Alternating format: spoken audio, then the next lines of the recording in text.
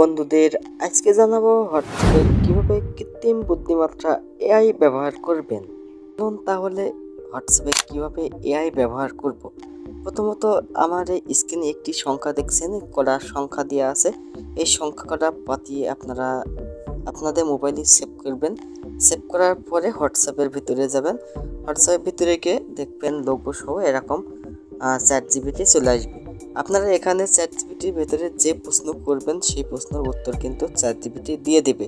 আপনারা খুব সহজেই হোয়াটসঅ্যাপে চ্যাট জিপিটিটা ইউজ করতে পারছেন। এবং আপনারা যে ক্রোম বাজার থেকে চ্যাট জিপিটিটা ইউজ করেন, এই চ্যাট জিপিটি কিন্তু আপনারা ক্রোম বাজারে থেকে হোয়াটসঅ্যাপে ইউজ করতে পারছেন। দেখুন আমি এখানে গেলাম, চ্যাট জিপিটি কিন্তু ক্রোম বাজারের ভেতরে আমি ক্রোম বাজার থেকে যেরকম চ্যাট জিপিটিটা ব্যবহার করি, চ্যাট জিপিটি আমি লিখলাম এখানে হাই লিখে সেন্ড করার পরে দেখুন চ্যাট জিপিটি কিন্তু উত্তর দিয়ে দিল। আমি যে ভিডিও বানাচ্ছি সেই ভিডিওটা দেখুন, আমি হোয়াটসঅ্যাপে যদি প্রশ্ন করি তাহলে আমার সেই প্রশ্ন কিন্তু উত্তর দিবেই। আমি এখানে যে ভিডিওটা বানাচ্ছি সেই ভিডিওর আমি এখানে টাইটেলটা চেয়েছি, 5টি দেখুন টাইটেল দিয়েছে।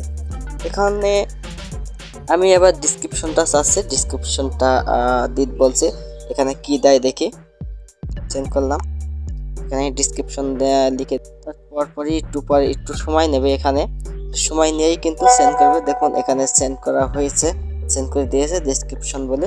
আপনি কি ডিসক্রিপশন এখানে ব্যবহার করতে হবেন সেটা এখানে ডিটেলসে ব্যবহার করার পদ্ধতিগুলো দিয়ে দিয়েছে, বা কি জায়গায় দিতে বলেছে সম্পূর্ণ কিন্তু দিয়ে দিয়েছে। আমি সেম টু সেম এখান থেকে কপি করে দিয়ে একটু কাস্টমাইজ করে আমি ব্যবহার করতে পারি। এই ছিল আজকের ভিডিও। সকলে ভালো থাকেন, সুস্থ থাকেন। আপনাদের সাথে দেখা হচ্ছে ওই ভিডিওতে।